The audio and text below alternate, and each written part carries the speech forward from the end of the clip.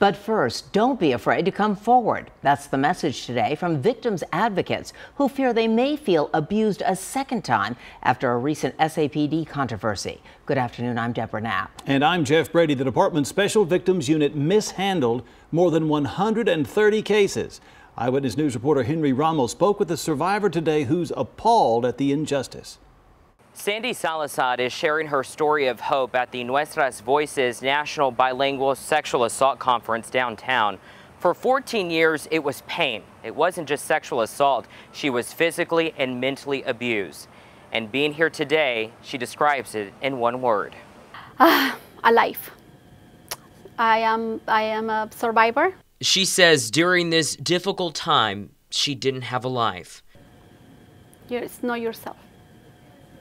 It's just a woman walking with no soul, no hope, hopeless. SAPD is under scrutiny for not properly investigating more than 130 cases assigned to the Special Victims Unit.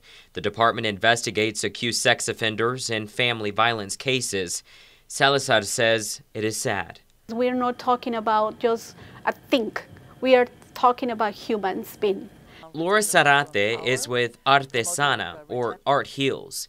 It is a victim advocacy group. Is not only are some cases mismanaged, but many cases never ever make it to be reported. And so that's where this is extremely damaging and hurtful to the communities. When you hear that even after making a phone call, you're not going to get assisted or maybe be re-victimized or minimized, that just throws back the work of victim advocates across the nation. Zarate says you can't generalize what is happening in the SVU department.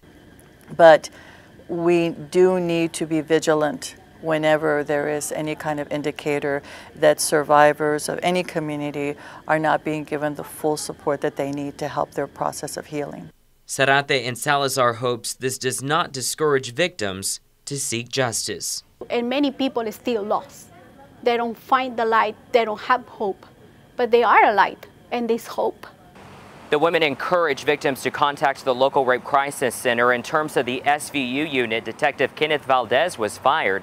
Chief William McManus says some of the cases were not properly followed up on, and in some instances, some of the cases are no longer prosecutable due to the statutes of limitations.